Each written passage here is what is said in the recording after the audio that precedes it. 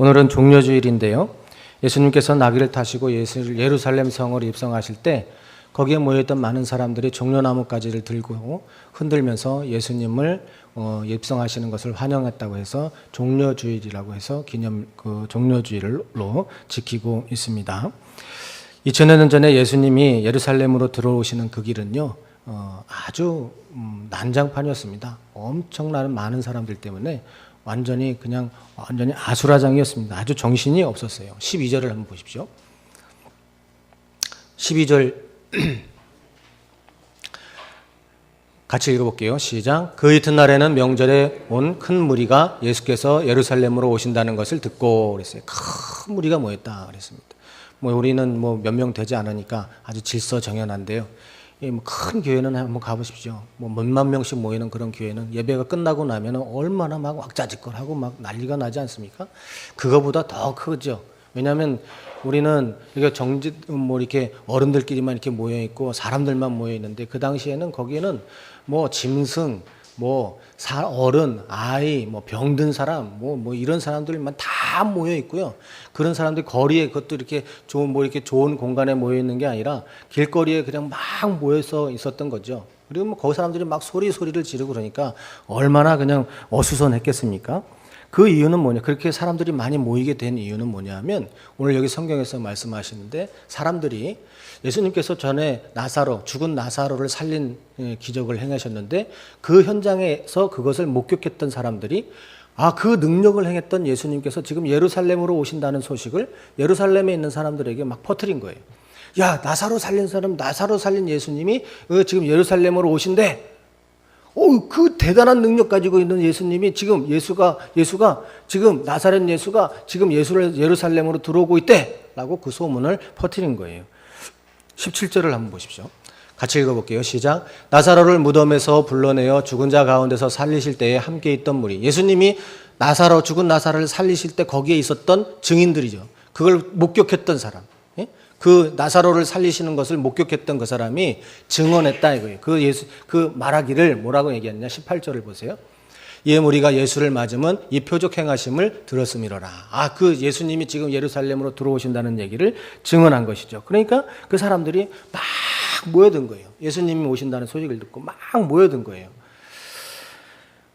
그 사람들이 어느 정도로 많았느냐? 19절을 한번 보십시오. 같이 읽어볼게요. 시작. 바리새인들이 서로 말하되 볼지어다 너희 하는 일이 쓸데없다. 보라 온 세상이 그를 따르는도다 하니라. 그 사람들을 막 막는 거예요. 예수님이 오시니까 사람들이 막 예수님 보려고 막 몰려드는 거죠. 죽었던 사람 살려낸 예수가 이 예루살렘에 온다는 소식을 듣고 사람들이 막 몰려가지고 예수님 만나보려고 막 몰려드는 거예요. 그것을 시기했던 바리새인들이 그것을 막아보려고 막 애를 썼는데 못 막겠는 거예요. 한두 명이면 막겠는데 한 10명, 20명이면 막겠는데 100명, 200명이면 막겠는데 사람이 너무너무 많이 몰려오는 거예요. 그래서 이 바리새인들이 그걸 막지를 못하고 하는 말이에요. 야, 아무 이렇게 해도 안 되겠다. 쓸데없는 짓이다 이거. 봐봐. 사람들이 다 이렇게 오는데 어떻게 막냐 하고 그렇게 할 정도로 많은 사람들이 몰려들었던 것이죠. 그럼 그 많은 사람들이 뭘 했느냐? 그 많은 사람들이 자기 옷을 벗어서 나귀의 등과 바닥에 옷을 깔았던 것이죠. 마가복음 11장 7절 8절을 한번 보세요. 같이 읽어볼게요. 시작. 나귀 새끼를 예수께 끌고 와서 자기들의 겉옷을 그 위에 얹어 놓음에 예수께서 타시니 그 많은 사람들이 모여서 한 일이 뭐냐면 예수님이 타신 나귀에 타실 그 나귀에다가 자기 옷을 벗어가지고 얹어 놓은 거죠. 안장이 없으니까 그 안장하시라고 그 나귀의 그 더러운 짐승이 거기에 직접 닿지 않으시라고 이렇게 막 깔아놓는 거죠. 푸싱푸싱하라고. 그리고 또 어떻게 했느냐? 8절을 보세요. 많은 사람들은 자기의 겉옷을 어떤 사람들은 자기 겉옷을 벗고 어떤 사람들은 들에서 벤 나뭇가지를 길에다가 쫙 까는 거예요. 그 뭐예요? 카페트 까는 거예요. 오늘날로 말하면. 대종상 연애시상 하거나 그럴 때 카펫 까죠. 외국 정상들 올 때 비행기에서 그 공항 들어올 때 거기도 레드 카펫을 쫙 깔죠. 다른 더러운 거 밟지 말라고. 왕이 가시는 길이니까. 이 사람들이 지금 연출하는 그 연출의 내용은 뭐냐면 지금 대단한 능력을 가지신 예수가 예루살렘에 오신데 그 예수는 왕이다 이거예요. 그 왕이 가시는 길을 우리가 그냥 가게 할 수 없다 이거예요. 그래서 자기 옷을 벗어가지고 그 말 위에다가 얹고요. 그 왕이 타고 가는 나귀가 그냥 갈 수 없다 이거죠. 그래서 카페트를 만들어야 되는데 자기는 뭐 자기네들은 돈도 없고 힘도 없고 백도 없으니까 그런 거 길을 내거나 뭐 평탄하게 하거나 그런 게 할 수 없으니까 자기 옷을 갖다 까는 거예요. 그리고 나뭇가지를 갖다 깐 거예요. 그리고 그 위를 가라는 거예요. 그렇게 한 거는 뭐냐면 예수 당신 왕이다 이거예요. 우리 왕이다 이거예요. 우리 왕이다 이것입니다. 그러면서 환호성을 질렸어요. 13절을 한번 보십시오. 뭐라고 질렀느냐? 같이 읽어볼게요. 종려나무 가지를 가지고 맞으러 나가 외치되 호산나 찬송하리로다. 주의 이름으로 오시는 이 곧 이스라엘의 왕이시여. 당신 왕입니다. 호산나. 이 호산나는 뭐죠? 우리를 구원하소서라는 뜻이에요. 우리를 구원하소서.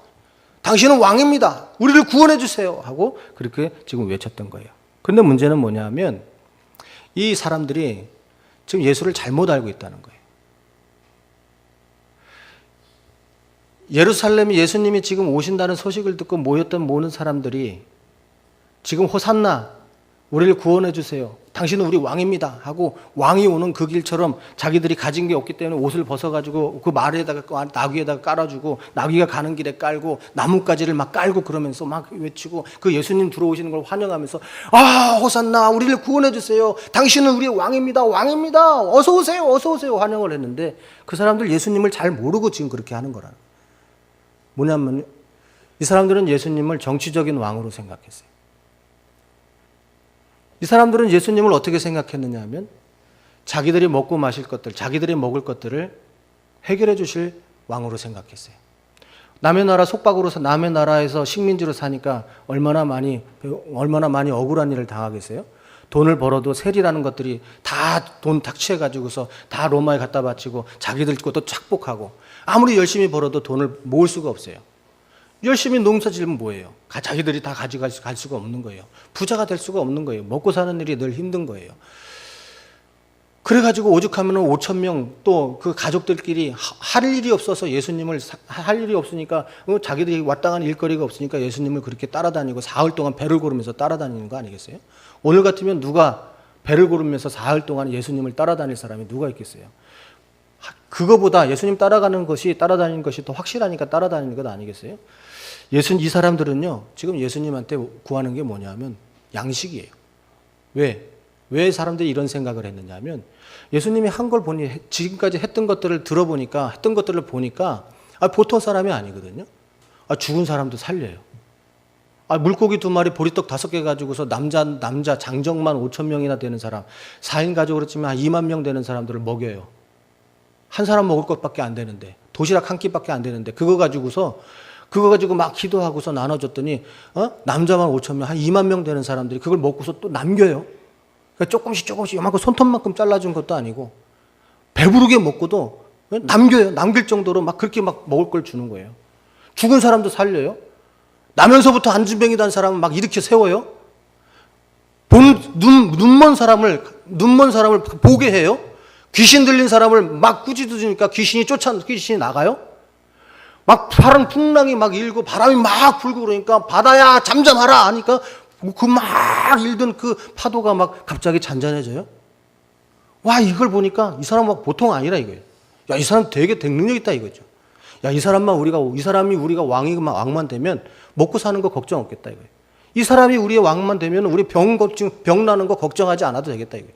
이 사람만 우리의 왕이 되어지면 로마에서 우리가 독립하는 거 문제도 아니겠다 이거예요. 그래서 사람들이 모여들면서 얘기를 하는 거예요. 우리를 구원해 주세요. 우리 로마의 압제에서 구원해 주세요. 우리를 먹을 거 없는 이런 식량난에서 우리를 구원해 주세요. 우리를 질병 가운데서 구원해 주세요. 당신은 우리의 왕입니다. 우리 왕으로 모시겠습니다. 라고 지금 그렇게 하면서 종려나무 가지를 흔들면서 예수님을 환영하고 있는 것입니다. 그런데 예수님께서는 그런 환호성을 들으실 때요. 그런 환호성을 들으시면서 이상한 행동을 하나 하셨어요. 그게 뭐냐면 나귀를 타셨다는 거죠. 사람들이 예수님한테 막 환호성을 막 지르고 막 그러면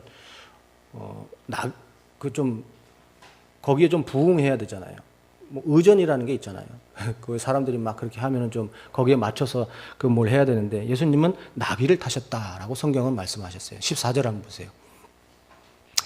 같이 읽어볼게요. 시작. 예수는 한 어린 나귀를 보고 타시니. 근데 이게 무슨 의미냐면 예수님이 막 거기 제자들하고 걸어가다가 사람들한테 막 치고 그래가지고 너무 불편하고 힘들고 그러니까 나 이제 못 걸어가겠다 얘들아 나귀 좀 타고 가야겠다 하고 그 옆에 보니까 나귀가 있어가지고 나귀를 탄 게 아니잖아요. 여러분들 잘 아시듯이 이 나귀는요 미리 준비된 거예요. 예수님께서 미리 준비하셨다고 예루살렘 들어가기 전에 미리 준비한 나귀예요. 마가복음 11장 1절을 한번 보세요. 같이 읽어볼게요. 시작. 그들이 예루살렘에 가까이 와서 감람산 벳바게와 베다니에 이르렀을 때 예수께서 제자 중 둘을 보내시며 예루살렘에 들어가시기 전에 이미 예수님께서는 그 나귀를 준비하셨어요. 제자 둘을 보내셔가지고 어떻게 하셨어요? 2절을 보세요. 이르시되 너희는 맞은편 마을로 가라. 그리로 들어가면 곧 아직 아무도 타보지 않은 나귀 새끼가 매여 있는 것을 보리니 풀어 끌고 오라. 예수님께서 예루살렘 들어가기 전에 이미 나귀를 준비하라 하셨어요. 나귀를 준비하래요. 그러면서 가가지고 건너편 마을로 가면 나귀 한 마리 거기에 매여 있을 텐데 그 나귀 묶여 있는 거 그거 풀고 끌고 오래요. 그러니까 제자들이 묻죠. 그거 주인이 뭐라고 그러면 뭐라고 대답합니까? 그럴 때 뭐라 그래요? 3절을 한번 보세요. 만일 누가 너희에게 왜 이렇게 하느냐고 묻거든 주가 쓰시겠다 하라. 그리하면 즉시 이리로 보내리라 하시니 그랬어요. 그래서 예수님께서 너 그거 주님이 쓰신다고 하면 아무 소리 안 하고 줄 테니까 아무 말 말고 가서 빨리 데리고 와라. 끌고 와라. 라고 해서 준비한 것이 나귀예요. 그럼 여러분 좀 이상하잖아요. 예수님은 능력 있는 분이잖아요. 우리가 늘 성경을 읽거나 우리가 하나님께 기도하고 우리가 하나님을 믿을 때 늘 잊지 말아야 하는 것은 우리의 삶을 돌아보고 우리의 삶을 우리의 하나님의 말씀에 비추어서 적용시킬 때 늘 우리는 잊지 말아야 하는 건 뭐냐면 하나님 전능하신 분이라는 거예요. 전능하실 뿐만 아니라 전지전능하신 분이다. 그렇게 믿잖아요? 그렇게 믿죠? 하나님 전지전능하시다는 거 믿죠? 못하실 게 없고 모르는 게 없다는 분이에요. 그러면 왜 그런 하나님께서 그런 주님이 굳이 나귀 새끼 그거 준비하라고 해요? 그냥 다 큰 나귀도 아니고 앉으면 주저앉을 듯 말 듯 불안해가지고서 온 몸을 경직시켜야지만 탈 수 있는 그런 나귀 새끼. 앉으면 다리가 질질 끌리는 그런 나귀 새끼. 왜 그런 나귀를 준비했냐고요? 멋들어지게 왕으로 들어가실 거면 말이나 마차나 뭐 이런 걸 준비해야죠. 돈이 없거나 능력이 없으면 어쩔 수 없어서 그렇게 했다고 쳐요. 근데 능력이 있잖아요. 가가지고 왜 하필이면 나귀냐고요. 야, 저기 가면은 말이 있을 거니까 그 말을 끌고 와. 예수님, 그 주인이 뭐라 그러면 주가 쓰시겠다고 해라. 그럼 말은 못 끌고 오겠어요? 말을 준비할 수도 있잖아요. 마차 끌고 오라고 할 수도 있잖아요. 근데 왜 굳이 이 나귀를 끌고 오라고 하셨느냐, 이게. 왜 나귀를 타셨느냐, 하는 것이죠. 그 이유는 뭐냐면 의도가 있기 때문에 그래요. 굳이 말도 있고 소도 있고 뭐 낙타도 있고 마차도 있고 병거도 있고 멋들어지게 예루살렘으로 들어갈 수 있을 만한 도구들이 참 많이 있는데 그중에 왜 하필 나귀 새끼냐? 그 예수님께서 그렇게 하신 의도가 있다는 것이에요. 그 의도는 뭐냐면 구약에 예언된 하나님의 말씀을 응하게 하시려고 하신 거예요. 구약에 뭐라고 되어 있느냐? 구약 성경의 스가랴서 9장 9절에 이렇게 말씀하셨어요. 같이 읽어볼게요. 시작. 시온에 따라 크게 기뻐할지어다. 예루살렘에 따라 즐거이 부를지어다. 보라, 내 왕이 내게 임하시나니 그는 공의로우시며 구원을 베푸시며 겸손하여서 나귀를 타시나니 나귀의 작은 것 곧 나귀 새끼니라. 예수님께서 병거도 있고 말도 있고 마차도 있고 별의별 것 다 낙타도 있고 별의별 것 다 많은데 나귀 새끼를 준비해오라고 시켜서서 그 나귀 새끼를 타고 가신 이유는 뭐냐 하면 성경 스가랴서 9장 9절을 이루게 하시기, 응하게 하기 위해서 예수님께서 그렇게 하신 것이다라는 거예요. 뿐만 아니라 그렇게 하심으로써 그 성경을 응하게 하심으로써 그 성경을 이루어드림으로써 자신은 너희들이 먹을 거, 입을 거, 너희들의 성공, 출세, 질병 고치기 위해서 온 것이 아니라 예수님께서 이 땅에 오신 이유는 내가 지금 뭐하러 왔느냐? 너희들 그런 문제 해결해 주는 온 왕이 아니라 나는 지금 왜 왔느냐? 너희들 죄 때문에 내가 십자가에 지금 죽으러 온 성경에 기록된 구약 성경에 기록된 너희들의 죄 가운데서 구원해 주시고 너희들을 사망 가운데서 건져내 주시겠다고 약속하신 하나님의 말씀을 이루게 하기 위해서 내가 지금 온 것이다라는 사실을 지금 나귀를 타심으로 말씀해 주신 것이에요. 우리가 등산을 할 때 보면은 그런 일들이 많이 있죠. 등산을 할 때 이런 동네 산을 돌아다닐 때는 뭐 그런지 않지만 깊은 설악산이라든지 지리산이라든지 이런 깊은 산을 올라갈 때는 올라가는 등산객들은 뭘 하죠?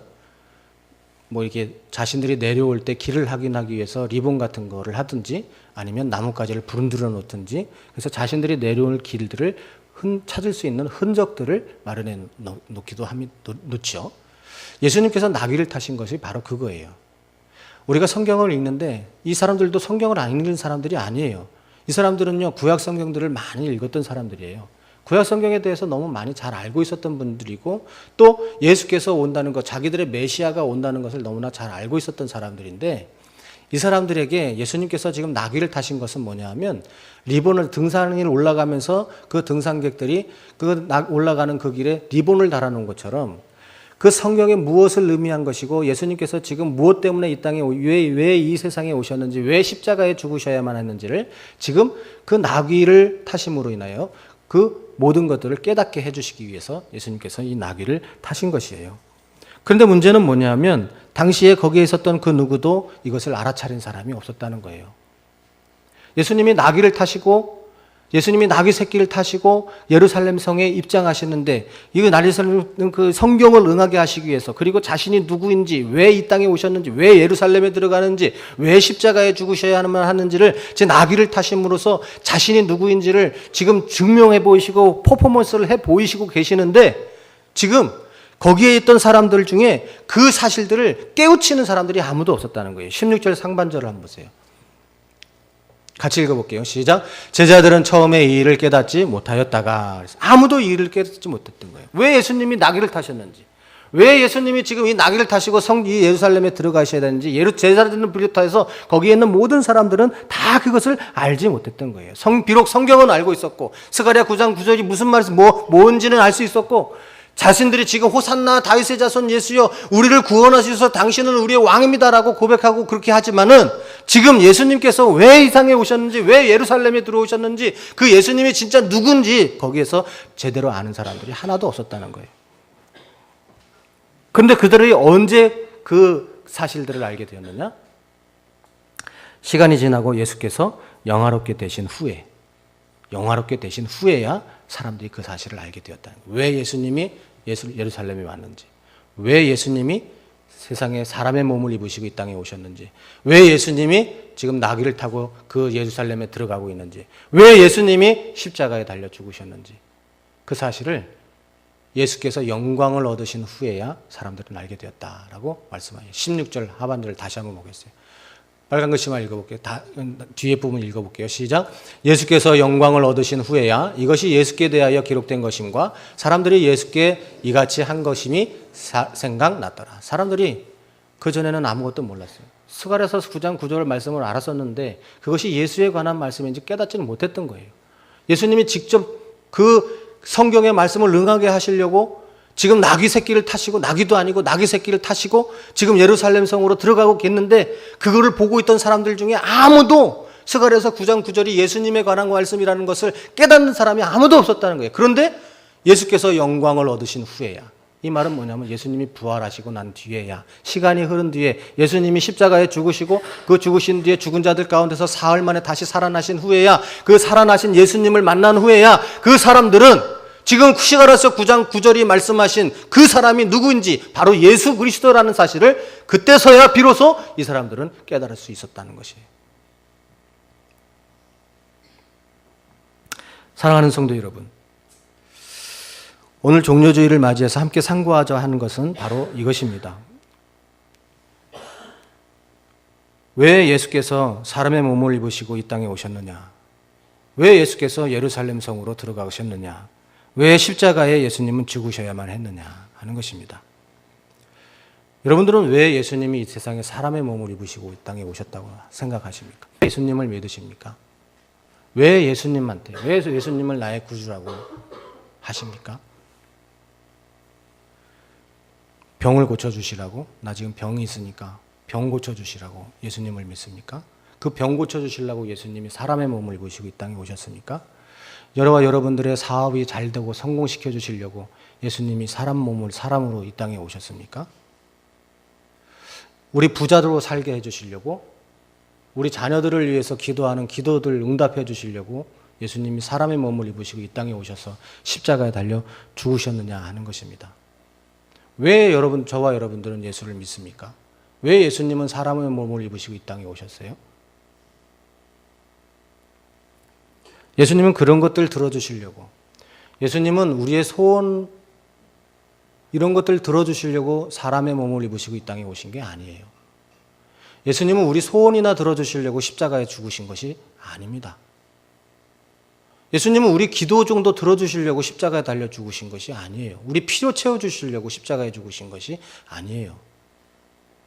예수님께서 우리의 소원, 우리의 필요, 우리의 부족, 우리가 병을 낫게 해달라고 하는 거, 우리 가족들이 건강하게 해달라고 여러분들 기도하는 거, 내가 하는 사업들 형통하게 해달라고 하는 거, 우리 자녀들이 건강하게 잘 자라고 하나님 믿는 믿음 안에서 잘 자라게 해달라고 기도하는 거, 그거는요 예수님이 십자가에 달려 죽지 않으셔도 하나님이 얼마든지 하실 수 있는 일이에요. 예수님이 사람의 몸을 입으시고 이 땅에 굳이 오지 않으셔도 하나님께서 말씀으로 세상을 창조하시고 우리를 다 창조하셨는데 굳이 사람의 몸을 입으시고 이 땅에 오셔서 십자가에 달려 죽으셔야만 그런 일들이 이루어지고 하는 것이 절대로 아닙니다. 그러므로 저와 여러분들이 예수를 믿어야 하는 이유도 그거 해결받으려고 믿는 것이 아니에요. 여기에 모여있던 그 수많은 사람들은요, 지금 그 왕으로 오신 그 예수님한테 자기 옷을 벗어서 헌신하고 희생하고 해요. 그 멋들어진 그 예수님이 왕으로 오시는 그 예수님을 영접하기 위해서 비록 좋은 것은 아니지만 자기들이 가지고 있는 것들을 다 꺼내가지고서 다 깔아가지고 예수님이 오시는 것을 왕의 행차로 만들어요. 이 사람들이 생각하는 이유는 뭐예요? 자기들이 그런 헌신을 통해서 자신들의 병을 낫고 자신들이 먹을 것을 해결하고 자신들이 로마의 지배에서 압제해서 해방되기를 원했던 거예요. 그러나 예수님은 그거 해주시려고 지금 예루살렘에 오시는 것이 아니라니까요. 예수님은 그걸 알려주시기 위해서 나귀를 타시고 오셨는데도 사람들은 그걸 알지 못했어요. 깨닫지 못했어요. 심지어 예수님을 3년이나 따라다녔던 제자들도 그걸 알지 못했어요. 그리고 나서 오랜 시간이 조금 흐른 뒤에 언제 알게 되었느냐? 부활하신 예수님을 만난 후에야. 예수님이 영광을 얻으신 후에야. 십자가에 달려 죽으시고 모든 구속의 사역들을 다 감당하신 이후에 부활하신 예수님을 만난 후에야 예수님이 왜 나귀를 타고 들어가셨는지, 스가랴서 9장 9절에서 말하고 있는 나귀 새끼를 타고 오는 하나님의 아들 메시아가 과연 예수 그리스도였다는 사실을, 왜 예수님께서 나귀를 타시고 오셔야만 했고, 왜 예수님께서 사람의 몸을 입으시고 이 땅에 오셔야만 했고, 왜 예수님이 십자가에 달려 죽으셔야만 했는지를 부활하신 예수님을 만나고 난 뒤에라야 그들이 그 사실들을 알게 되었다는 것입니다. 그러므로 여러분, 정말 중요한 것은 뭐냐면 예수를 바로 알고 믿어야 한다는 것입니다. 하나님은요 굳이 예수님을 십자가에 달려 죽게 하심으로써 우리들에게 우리의 필요들을 채워주실 필요가 전혀 없으신 분이잖아요. 그런데 죄 문제는 아니에요. 우리를 병을 낫게 해주시는 건요 그냥 하나님께서 고쳐주시면 돼요. 우리의 부족한 거, 필요는요 하나님께 구하면 하나님이 그냥 응답해 주시면 돼요. 그냥 말씀으로 응답해 주시면 돼요. 그런데 우리 죄 문제는 아니에요. 우리 죄는요 기도한다고 해서, 구한다고 해서, 제발 좀 용서해 달라고 바란다고 해서 되는 일이 아니에요. 죄는요 반드시 삭이 있어요. 사망이라고 하는 삭. 그 삭을 대신 죽어줘야 할 사람이 있어요. 빚어야 되는 거예요. 그 죄는요 그냥 내 병을 고쳐주는 건요 하나님께서 은혜로 그냥 고쳐주시면 돼요. 그냥 능력으로 고쳐주시면 돼요. 우리 자녀들을 위해서, 우리 자녀들이 잘 성장하고 우리 자녀들이 하는 일을 잘 하게 해주시라고 그거 하나님이 그냥 들어주시면 돼요. 광야에서 이스라엘 백성들이 하늘에 그 40년 동안 농사 짓지 않고도 먹여주셨잖아요. 만나를 내려주셔서. 그건 뭐예요? 예수님이 십자가를 지시고 십자가에 죽지 않으셨어도 하나님이 그냥 그거 해주셨잖아요.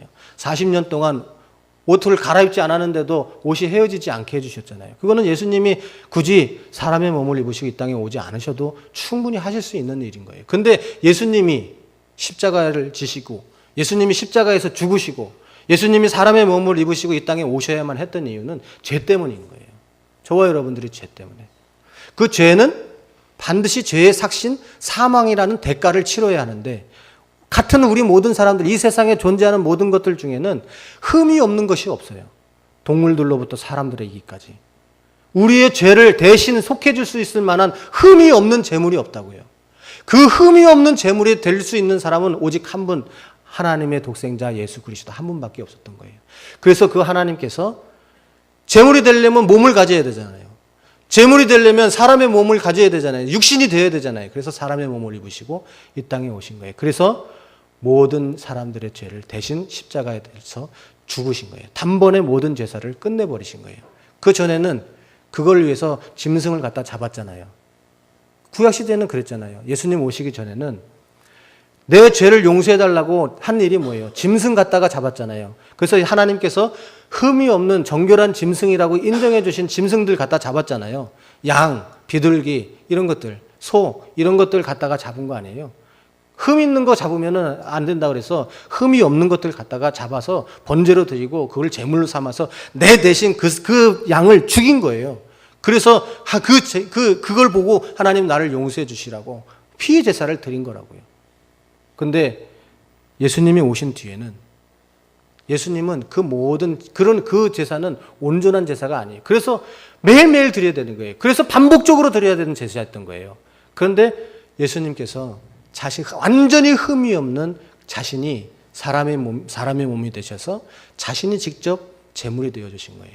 그래서 그 제사는 다시 두 번 다시 우리의 이 땅에 있는 것으로 두 번 다시 드릴 필요가 없게 된 거예요. 예수님은 그것을 위해서 오신 것이라는 거예요. 그러므로 정말 중요한 것은 뭐냐 하면 저와 여러분들이 예수 그리스도를 믿는 믿음을 가지는 것은 참 중요해요. 그렇지만 더 중요한 건 뭐냐 하면 내가 왜 예수를 믿어야 하는지 바로 알고 믿어야 된다는 겁니다. 왜 예수를 믿어야 하는지, 왜 내가 무엇을 믿어야 하는지 바로 알고 믿어야 돼요.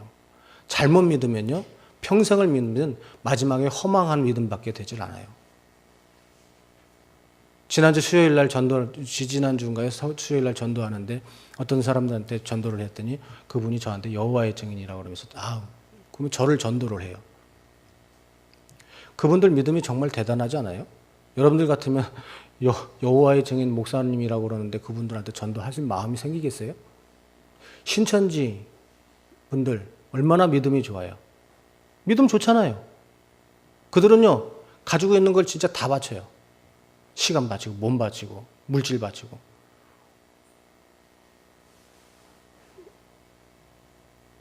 여러분 이단에 빠진 사람들의 믿음이 얼마나 좋아요. 열심이 얼마나 더 큰 열심을 가지고 있어요. 저와 여러분들의 열심이나 믿음은 거기에 비하면 아주 아무것도 아니에요. 우리는 뭐 이런저런 핑계들 다 대고 빠져나갈 구멍 다 만들어 놓고 그런데 그분들은 그렇지 않아요. 완전히 믿어요. 근데 문제는 뭔지 아세요? 잘못 믿는다는 거예요. 믿음은 너무너무 좋아요. 근데 잘못 믿고 있다는 거예요. 엉뚱한 걸 믿고 있다는 거예요. 저와 여러분들이 예수를 믿는데요. 왜 예수를 믿어야 하는지. 예수는 내가 지금 무엇을 믿어야 하는지. 우리는 이걸 바로 알아야 돼요. 그냥 잘못 알고 그냥 난 믿어요. 나는 믿는 사람이에요. 나는 신자예요. 난 그리스도인이에요. 그러다가 너 뭐 믿냐라고 물으면 뭐 믿는 게 없어요. 하나님이 나한테 뭐 이거 해주시는 거 믿어요. 하나님이 나한테 이렇게 해주실 거 믿어요. 물론 그게 나쁜 믿음이 아니에요. 그게 내가 예수를 바로 알고 바른 믿음을 가진 상태에서 그런 믿음이 나와야지. 예수는 온데간데 없고 내가 예수를 왜 믿어야 하는지 뭘 믿고 있는지 그 믿음의 본질에 대해서는 놓치고 그 격가지들만 붙잡고서 아무리 해봐야 그거는 허망한 믿음밖에 안 되는 것이에요. 그러니까 우리는 바른 믿음을 가져야 한다는 것이에요. 그러기 위해서는 제자들이 그랬던 것처럼 저와 여러분들이 예수 그리스도께서 부활하신 부활의 은혜를 경험해 봐야 돼요. 그 부활하신 예수님을 경험하고 만나는 그런 경험이 없이는 예수께서 왜 이 땅에 오셔서 왜 십자가에 달려 죽으셨는지 그것을 바로 알 길이 없어요. 제자들도 그랬잖아요. 예수께서 영광을 얻으신 후에야 이것이 예수께 대하여 기록된 것인가, 사람들이 예수께 이같이 한 것임이 생각났더라. 그들이 성경을 안 읽은 것도 아니고 그들이 그 역사의 현장에 있지 않은 것도 아니고 다 거기서 보고 다 듣고 다 알고 있었음에도 불구하고 그것이 예수에 관한 것임을 알지를 못했대요. 언제까지? 예수님이 영광을 얻으실 때까지, 예수님이 부활하실 때까지, 그 부활하신 예수님을 만났을 때까지 이 자들이 온전한 신앙을 갖지 못했던 거예요. 그래서 이들이 어때요? 그 전에 다 예수님 부에 배반하고 예수님 부인하고 다 도망갔잖아요. 다 포기하고 다 자기 고향으로 돌아갔잖아요. 근데 부활하신 주님을 만나고 이들이 그 부활하신 주님이 말씀하신 명령에 따라 순종해서 마가의 다락방에 모여가지고 기도할 때 거기에서 성령의 충만함을 받게 되잖아요. 그리고 나서 이들이 온전한 신앙, 정말 온전한 신앙을 갖게 된 거예요. 우리 사랑하는 성도 여러분,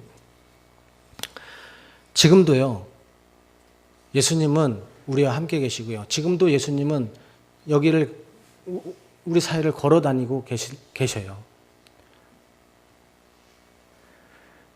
그리고 2000여 년 전과 마찬가지로, 그때보다 더 많은 사람들이, 그때하고는 비교할 수도 없을 정도로 더 많은 사람들이 그 예수에 대해서 열광해요. 2000년 전에 예루살렘에 예수님이 예루살렘 성에 사람의 몸으로 입으시고 십자가 지러 가신 그 길에 마여 있는 많은 사람들에 비하면요, 그때는 예루살렘에 그 조그만 사람들만 있었지만 지금은 전 세계적으로 온 세계 방방곡곡에서, 우리나라만 해도 5만여 교회가 5만 개의 교회 정도가 있잖아요. 거기에 모인 그리스도인들이 통계적으로 800만 명에서 1000만 명 된다 그러는데요. 그렇게 많은 사람들이 예수님, 예수님, 하나님, 하나님 그러면서 믿는다고 하면서 나는 신자예요, 나는 목사예요, 나는 권사예요, 장로예요 라고 하면서 얘기를 한다고요. 그런데 여러분 한번 생각해 보세요.